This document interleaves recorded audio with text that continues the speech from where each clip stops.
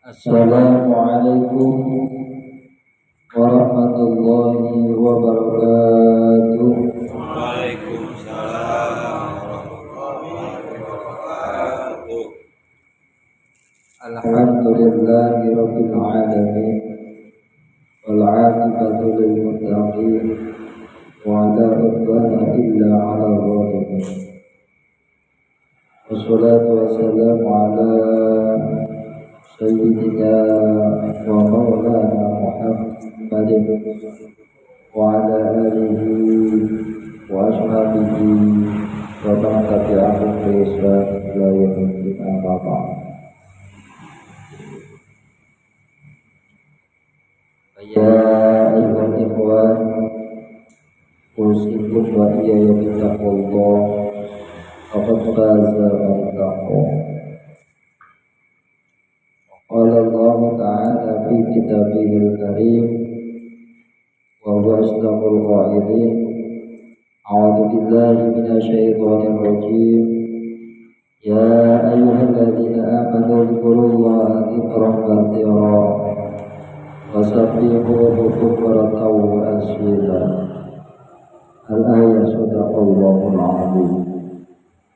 Wa qala Nabi sallallahu alaihi wasallam, ibda li kulli syai'in shiqalatan wa inna shiqalatal qulubi dzikrullah. Sadaqallahul azim wa sadaqa rasuluhun nabiyul karim wa nahnu ala dzalika minasyahidin wa syakirin walhamdulillahi rabbil alamin.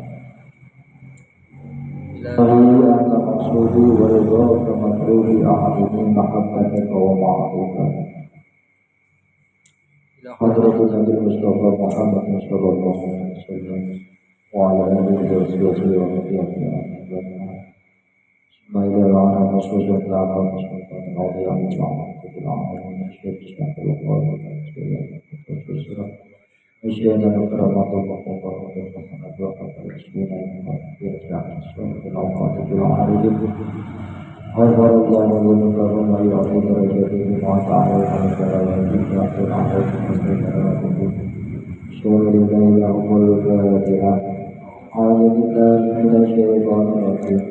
Bismillahirrahmanirrahim. Alhamdulillahi rabbil alamin arrahmanir rahim maliki yaumiddin. Iyyaka na'budu wa iyyaka nasta'in. Ihdinas siratal mustaqim. Siratal ladzina an'amta 'alaihim ghairil maghdubi 'alaihim waladdallin. Alhamdulillah. Wassalatu wassalamu ala Rasulillah. Amma ba'd. Yang ilmiah pada malam hari ini yaitu mengutip kitab Miftahus Sudur, yaitu karangan Abah, karangan guru mursyid kita, yaitu Kiai Ahmad Syuaibul Wafa Tajul Arifin. Beliau menerbitkan kitab Miftahus Sudur ini untuk kita kaji, untuk kita dalami, untuk kita cari ilmunya. Karena di dalam kita bertoriko harus ada ilmunya. Kalau bertoriko tidak ada ilmunya, maka bertorikonya tidak akan diterima oleh Allah Subhanahu wa Ta'ala. Apa benar? Nanti ada jawabannya di sini. Pembahasan hikmah ilmiah pada malam hari ini adalah pasal apa faktor penyebab kolbu menjadi buta. Nah, judul pada malam hari ini menarik sekali untuk kita kaji pada malam hari ini. Faktor penyebab kolbu menjadi buta. Kalau kita mengatakan buta, berarti akal pikir kita mesti membayangkan gelap gulita. Benar baik.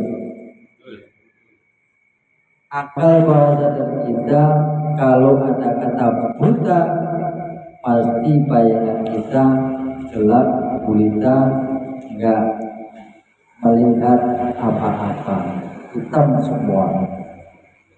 Buta. Buta bukan hanya di mata saja, akan tetapi qalbu, hati manusia, di dalam dirinya ada yang namanya qalbu, dan qalbu itu bisa menjadi suci, bisa menjadi buta, bisa menjadi hitam, bisa menjadi gak karuan. Itu pasti ada penyebabnya yang menjadikan hati itu menjadi buta. Hati pada dasarnya fitrah. Hati pada dasarnya diciptakan oleh Allah dalam keadaan fitrah, bersih, suci, murni. Kok menjadi buta, menjadi hitam? Ini pasti ada asbab-asbab, lelakon-lelakon, amaliyah-amaliyah, yang mana lelakon amaliyah yang kita kerjakan itu yang tidak diridhoi oleh Allah Subhanahu wa Ta'ala, dan amalan-amalan ibadah atau perbuatan-perbuatan kita yang tidak diridhoi oleh Allah itulah yang menjadi sebab hati itu menjadi buta. Nah, wa qala Sayyidi Syekh Abdul Qadir Al-Jailani qaddasallahu sirrahu. As-Sayyidi Syekh Abdul Qadir Al-Jailani qaddasallahu sirrahu berkata, ini perkataan Syekh Abdul Qadir Al-Jailani. Apa kata beliau? Wasababu amal qalbi, dan utawi sebab piceke ati. Iki basa Jawane ngono ati. Wasababu amal qalbi, utawi sebabe piceke moto, piceke ati,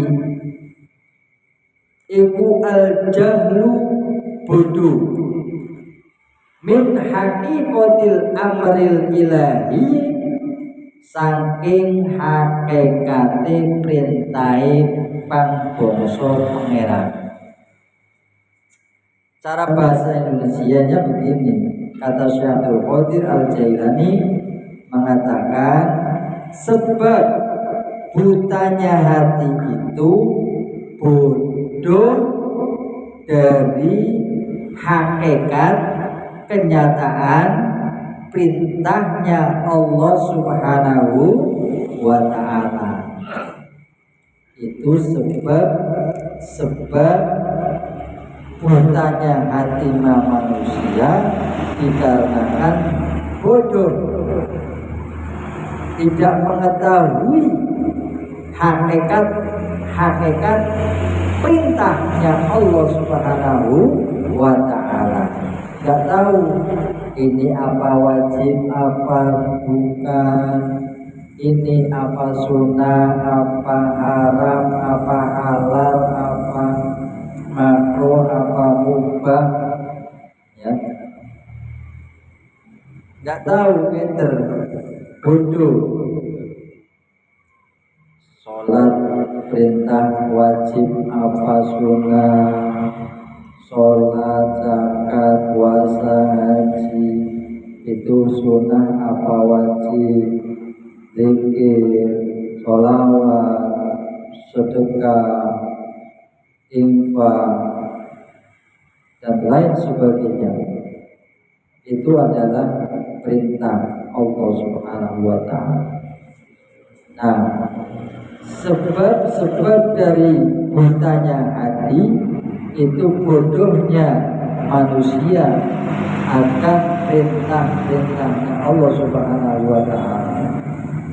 Disuruh sholat gak mau, disuruh zikir gak mau, disuruh puasa di dalam bulan Ramadan, malam siangnya pada sarapan ngopi rokok. Disuruh perintah Allah Subhanahu wa taala untuk mengeluarkan zakat, menjadi orang yang baik, medit, pelit, zikir ya Allah.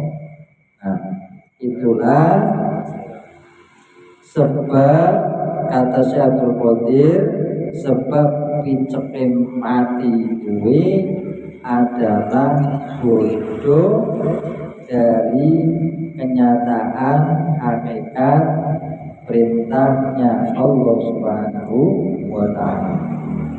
Wa sababul jahli lan utawi sebab bodoh iku istilahu sifatin nafsi,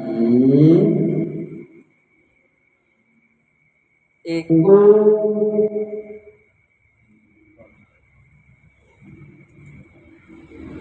istilahi sifatin nafsi, yaitu mendominasinya sifat-sifat zulmaniyah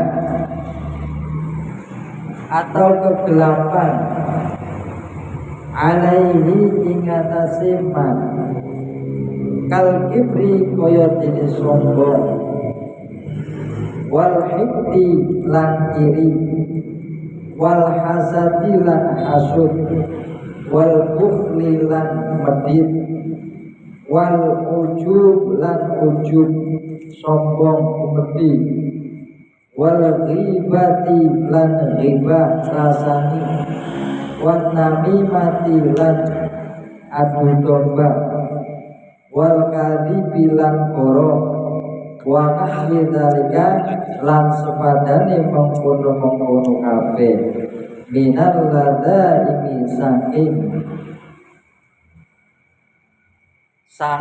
sifat tercela, wasababu tanazzulihi lan sebab turunnya manusia ila asfali safilin maring derajat yang paling rendah, lihat sifati maring ikilah biro-biro sifat. Nah, artinya begini, tadi faktor penyebab butanya hati adalah karena bodoh, karena tidak tahu terhadap hakikat perintah Allah Subhanahu wa ta'ala. Dan kebodohan ini disebabkan oleh apa? Mendominasinya sifat-sifat zulmaniyah, zalim, sifat-sifat kegelapan. Apa itu sifat kegelapannya? Seperti sombong, sombong yang ada di diri manusia. Apalagi sifat iri.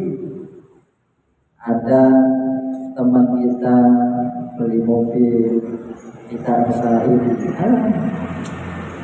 Artinya nggak senang kalau temannya beli mobil teh, nggak senang kalau temannya beli motor teh. Perasaannya itu blongkol melu hatinya. Nah, itu adalah penyakit hati yang bisa membutakan, yang bisa bilang ria. Temannya beli motor, beli mobil, ria. Aduh, iri. Mandang nggak saya mau nikah lagi, mandang iri mau nikah.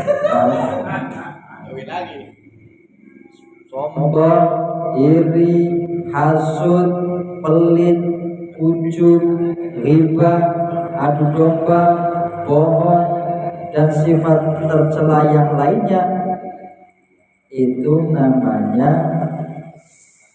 sesuatu perkara atau hal-hal yang mana hal itu bisa menjadikan hati kita buta, hati kita gelap. Kalau hati gelap, ya sudah, nggak tahu tujuan kemana kita, nggak tahu tujuan kemana kita arahnya. Kalau hati kita isinya diisi dengan sifat sombong, iri, hasud itu dengki, pelit. Maka ini di rumah saya ada kebangunan musola, barangkali ada seperti Gusti monggo dihidupkan untuk jariah,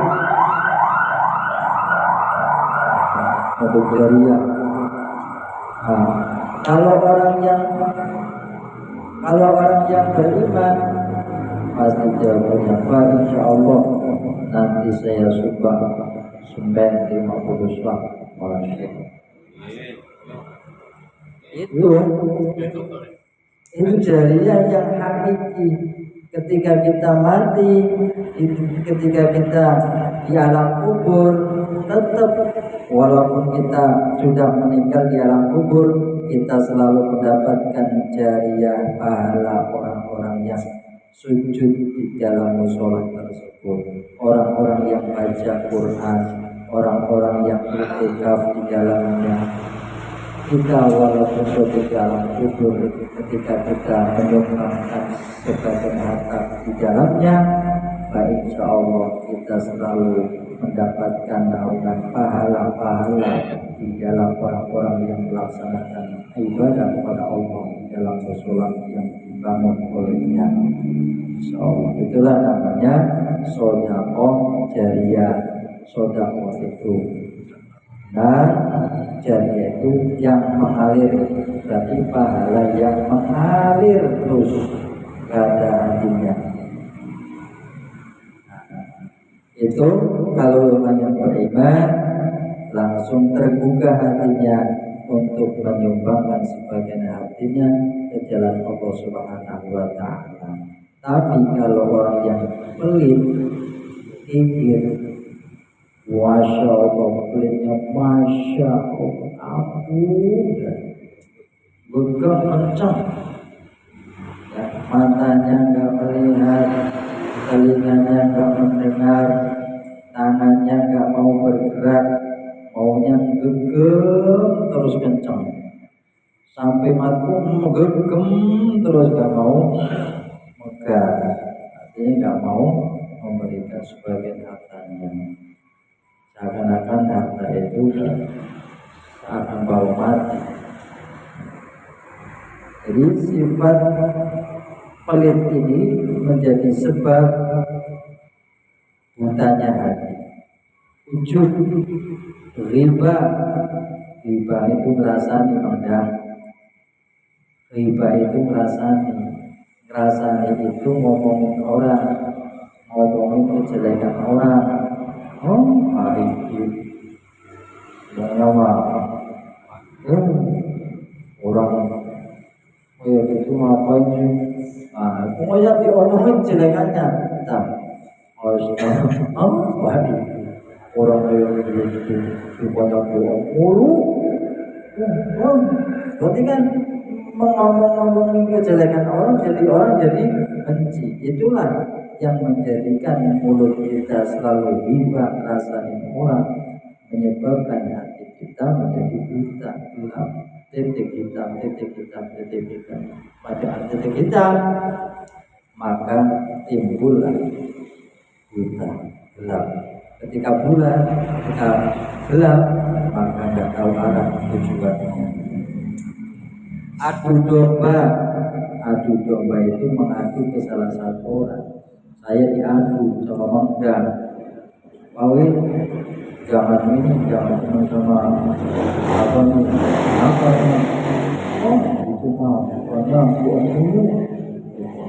Terus ngomong sama saya, tadi zaman itu CS sama Pak Wib abang-abang wah itu orangnya semuanya ngomongnya jauh-jauh semuanya gombal seumpama itu namanya adu domba.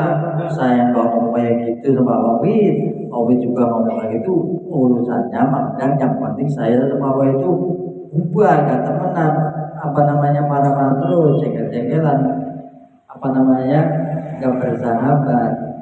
Pinginnya Mufarrik pisah, Mufarrik dipisahkan oleh Mangdang dengan cara adu domba, menjelekkan salah satu yang dijelekin, kalau dijelekin itu namanya adu domba. Akhirnya saya tuh, oi, katanya Mangdang kamu kayak gini ya? Enggak, saya nggak ngomong. Ah kamu juga kamu kata Mangdang, saya katanya kamu kayak gini. Oh, berarti ini Mangdang itu nengoknya. Itu namanya adu domba. Ada seperti itu banyak. Ya, nah, orang seperti itu membutakan hatinya pada dasarnya. Adu domba, namimah adalah sebuah sifat tercela yang bisa menjadikan hati kita menjadi buta, adalah adu domba. Nah, yang seterusnya adalah bohong. Baik.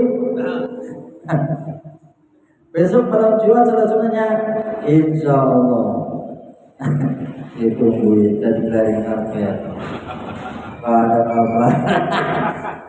Bohong ya sebenarnya. Kelihatan sepele, tapi ini bahaya. Jangan ulang lagi.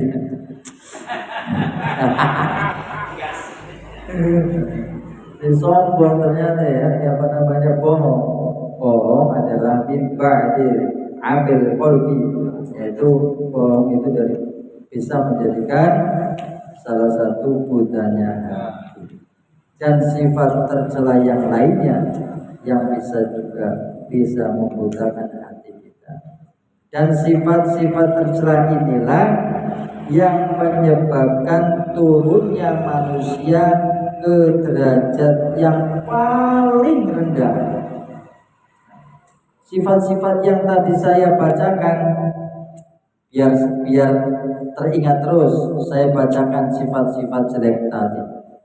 Yang pertama, sifat dzulmaniyah, sifat kegelapan seperti sombong, sifat iri, sifat hasud, pelit, ujub, ghibah, adu domba, bohong, dan sifat tercela yang lainnya.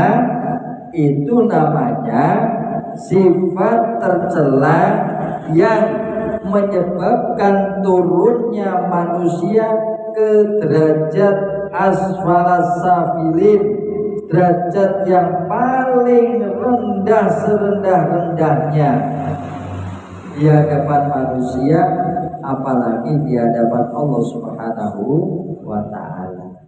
Nah, itu kan masalah. Abang Kiai Ahmad Sohibul Fatajul Arifin, Abang Atom,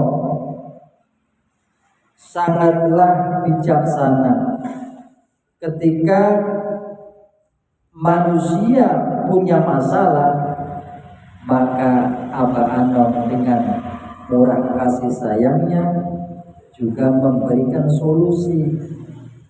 Solusinya bagaimana agar supaya sifat-sifat yang tercela itu, yang mana sifat tercela itu yang bisa membutakan hati kita menjadi bersih, menjadi terang, menjadi bersinar. Solusinya apa? Biar semuanya itu terhapus, hati kita yang gelap hilang, menjadi bersinar di hadapan Allah, sehingga manusia pada mencintai kita, sayang kepada kita dengan sinar cahaya kolbunya. Kalau kolbunya bersinar, terpancar mata beribadah, telinga beribadah, mulut beribadah, kedua tangan beribadah, kedua kaki beribadah. Ini kalau hatinya terpancar nur cahaya ilahi. Solusinya kata apa? Solusi untuk menghilangkan sifat-sifat tercela ini adalah wa idza zalatu hadhihi sifat damaim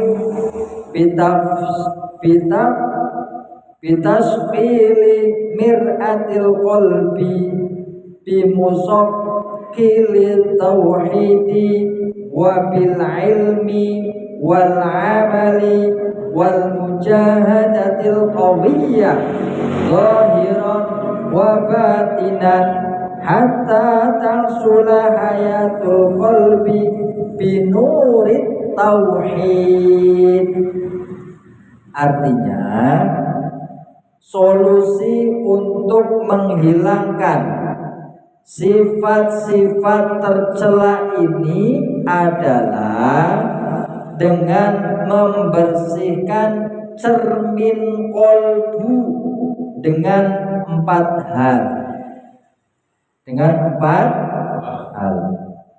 Yang tadi, yang saya sebutkan sifat-sifat tercela tadi, ya, iri, sombong, dengki, hasud, pelit, ujub, hibah, bohong, sifat-sifat etata, itu solusinya untuk menghilangkan sifat-sifat itu adalah membersihkan cermin kolbunya dengan 4 hal. Penting ya, penting. Kita biasa melaksanakan perbuatan-perbuatan yang membuat hati kita buta, maka kita harus tahu solusinya gimana ini untuk membasmi sifat-sifat yang buruk, sifat-sifat yang tidak diridhoi oleh Allah Subhanahu wa taala. Apa memberikan solusi? Yang pertama, untuk membersihkan amal-amal yang gelap, perbuatan-perbuatan yang tidak disukai oleh Allah itu yang bikin hati kita menjadi buta. Yang pertama harus mengamalkan zikir, yaitu membersih tauhid. Zikir membersihkan hati yang kotor, hati yang hitam itu dengan berzikir tauhid, yaitu la ilaha illallah, la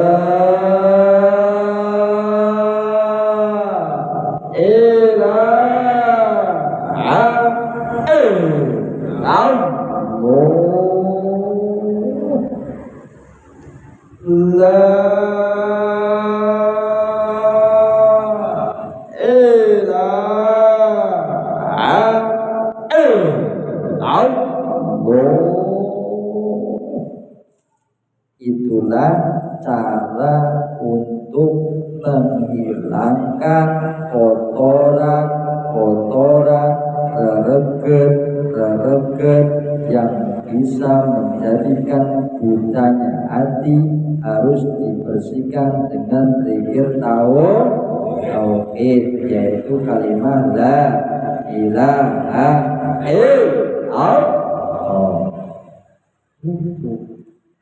Membersihkannya dengan zikir ternyata apa?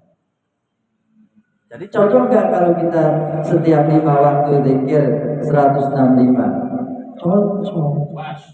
Apalagi malamnya tahajud zikir lagi. Nah, yang biasa sholat 5 waktu zikir tauhid 165, sholat subuh, zuhur, asar, maghrib, isya, biasa zikir, kadang masih ada yang nempel. Rereget, apalagi yang sama sekali nggak pernah zikir tauhid. Yang masih zikir aja masih banyak kotoran-kotoran yang ada di dalam hati.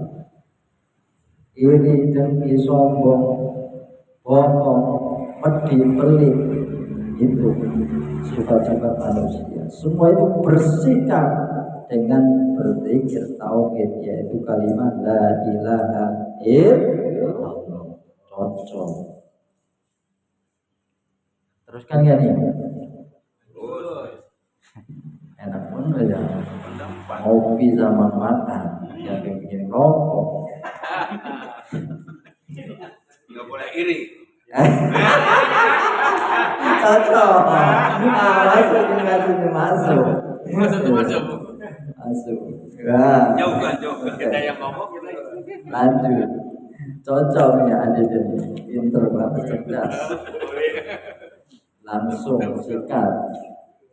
Cowok iri. Lanjut. Yang kedua, cara untuk membasmi hal-hal yang tercela, hal-hal yang tidak bisa membuat hati kita menjadi buta, yaitu al-ilmu, yaitu ilmu. Zikirnya harus pakai ilmu, ibadahnya harus pakai ilmu, sesuatu harus pakai ilmu. Kalau kita yang melaksanakan segala sesuatu tanpa didasari dengan ilmunya, maka hukumnya melulu nganggur, sia-sia. Karena ibadah kita tidak didasari dengan ilmunya.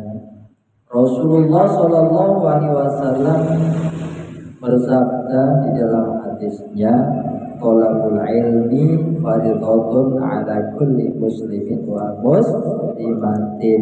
Mencari ilmu itu hukumnya wajib bagi orang Islam laki-laki ataupun Islam perempuan, dari kecil sampai dengan tiang lahat, sampai alam kubur. Jadi belajar ilmu agama, ilmu umum, belajar ilmu itu enggak cuma anak-anak saja. Kita sampai mati kita diwajibkan untuk thalabul ilmi, mencari ilmu. Agar apa? Agar ibadah kita sempurna di hadapan Allah Subhanahu wa ta'ala. Zikir juga ada ilmunya, sholat juga ada ilmunya, zakat ada ilmunya, puasa ada ilmunya, haji ada ilmunya, sedekah ada ilmunya. Semua ibadah-ibadah ada ilmunya. Maka apa? Menerapkan. Yang kedua, cara untuk menghilangkan reget kotoran-kotoran yang ada di dalam hati. Yang kedua adalah harus ada ilmu. Ilmu gimana kita dapat? Kita cari. Dari mana kita cari? Dari guru-guru kita, ulama-ulama kita yang mumpuni keilmuannya. Untuk kita petik ilmunya. Kalaulah kita tidak sering sama ulamanya, sama ustadznya, jangan pandang gurunya, jangan dilihat orangnya yang bicara, tapi dengarkanlah isi tausiahnya yang diambil dari Al-Quran dan hadis. Al-Quran, hadis itu adalah suci. Adapun kalau kita tidak hatinya tidak pas sama orang yang berbicara, nggak usah melihat orangnya, tapi undur mangkola, undur maqala. Lihatlah apa yang diucapkan. Wala tangdur maqala, dan janganlah kamu lihat orang yang berbicara. Itu Barunya seperti itu. Ya. Jadi apa yang dibicarakan itu benar karena yang disampaikan adalah ayat Allah, yang disampaikan adalah hadis Rasulullah SAW. Ya, lihatlah yang dibicarakan, jangan melihat orangnya. Kalau sudah seret, apalagi kalau sudah seret, cinta sama gurunya, cinta sama ilmunya, tas, insya Allah masuk. Yang ketiga adalah untuk pembersih qalbu adalah amal soleh. Amal soleh, amal soleh ini bisa membersihkan hati kita yang kotor, hati kita yang penuh dengan reret-reret. Amal soleh, sholat, amal soleh, zikir, amal soleh, sedekah, amal soleh, infak, amal soleh, puasa sedang menjadi amal soleh, berbuat baik kepada keluarga, amal soleh, berbuat akhlak baik kepada teman sahabat, amal soleh, berbuat apapun kebaikan, semua kebaikan itu adalah amal soleh. Dari rumah menuju masjid, melaksanakan zikir, melaksanakan khotamah, itu juga amal soleh. Itulah amal-amal yang bisa membersihkan kolbu yang petang gelap. Amal soleh, terus amal soleh, jangan bosan melaksanakan amal soleh.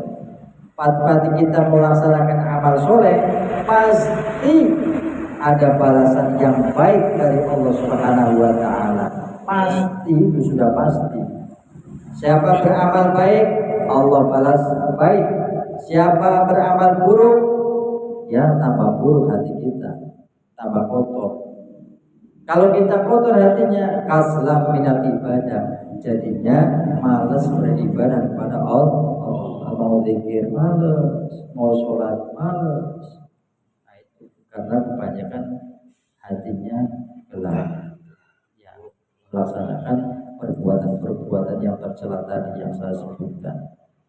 Dan yang keempat, yang terakhir adalah perjuangan, mujahadah yang kuat, lahir maupun batin. Jihad pada diri sendiri, jihad melawan, membersihkan, mau niat aja dulu, saya mau niat membersihkan kotoran-kotoran yang ada di dalam hati, ya, yaitu sifat iri, dengki, hasud, adu domba, sombong, pelit yang ada di dalam hati itu. Niatkan, saya mau jihad, saya mau membersihkan hati saya dengan sifat-sifat itu, saya bersihkan dengan sungguh-sungguh. Mujahadah, perjuangan, ya, memperjuangkan untuk benar-benar untuk membasmi, tidak mengulangi iri lagi. Gak ada yang namanya iri, hasud, iri, gak ada yang namanya hasud, riba, mulut, gak ada yang namanya ngomongin orang, fitnah, adu domba, dan segala macam.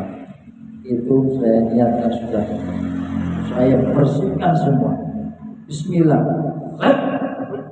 mulai sekarang. Jangan sampai itu kotoran-kotoran yang ada di dalam hati kita.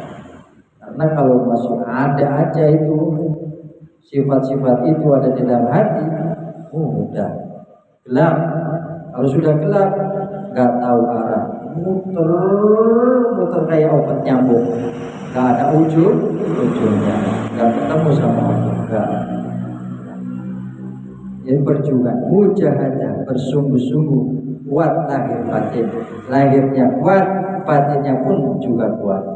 Itulah 4 faktor yang menjadikan atau yang bisa menyebabkan membersihkan, sikat bersih, yaitu kotoran-kotoran yang ada di dalam hati. Yang pertama, zikir, pembersih tauhid, yaitu la ilaha illallah. Yang kedua ada ilmunya. Yang ketiga amal soleh. Yang keempat mujahadah, bersungguh-sungguh dengan penuh keyakinan zahiran wa batinan, lahir dan batin, semangat untuk membasmi penyakit-penyakit, kotoran-kotoran yang ada di dalam hati. Rasulullah Shallallahu Alaihi Wasallam bersabda, qala Nabi Shallallahu Alaihi Wasallam, inna likulli syai'in shiqalatan wa inna shiqalatal qulub dzikrullah. Artinya segala sesuatu ada pembersihnya, dan pembersih kolbu adalah dzikrullah. Itu kata Rasulullah. Indah bukan? Sedikit kata-katanya tapi dalam maknanya. Segala sesuatu pasti ada pembersihnya. Baju kotor bersih pakai rinso, ya, dicuci pakai rinso, bersih baju, ya. Motor kotor semprot, disetir, bersih. Berarti segala sesuatu pasti ada pembersihnya. Tapi pembersih hati beda, bukan pakai rinso, Bang. Bukan, urusan hati bukan masalah dzikir, masalah batin. Ini urusannya zikir. Pembersih hati urusannya zikir. Kalau hati kita ingin hatinya tenang, tentram, maka kuncinya zikir. Ala bi dzikrillahi tatma'innul qulub. Ingatlah, hanya dengan mengingat Allah hati akan menjadi tenang, tentram, damai, sejuk. Benar? Masya Allah bohong. Ada Allah bohong. Yang bohong itu pada diri kita, nggak mengakui bahwa itu benar memang ampuh dan mujarab. Koder dengan zikir kepada Allah, insya Allah. Urusan dunia mah kecil. Rizki orang yang beriman, masalah rizki, rizki itu sudah diatur sama Allah. Urusan kita mah ibadah, ikhtiar, sudah hasilnya mah gak wajib, itu urusan Allah Subhanahu wa Ta'ala. Seperti pagi sudah gerak, bikin bolu, madon, pajang di toko, bismillah, laku, hasilnya berapa, 1 juta, ya itu rezekinya. Ya, lanjutnya, insya Allah berkah, nggak usah pusing, kita bisa zikir, amalia, utama, manaqib, apa, berkah, nggak usah pusing, insya Allah berkah. Alhamdulillah, itulah kalian pada malam hari ini. Mudah-mudahan walaupun sedikit, sekumit, bisa menjadikan ziyadah iman kita kepada Allah Subhanahu wa Ta'ala. Amin Allahumma amin ya rabbal alamin. Kita tutup dengan bacaan istighfar. Astagfirullah Rabbana ya astagfirullah bina astagfirullah Rabbana ya astagfirullah bina ya Rasulullah salamun alaik ya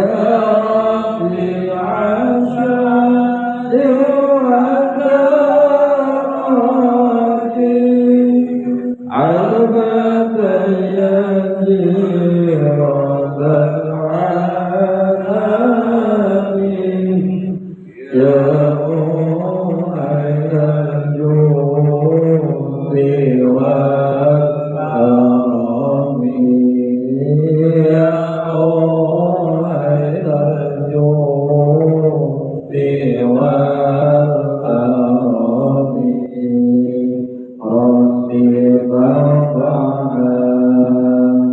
ببركاته وبك الحسنى بحرمته وأمدنا بطريقته ومعافاته من الفتن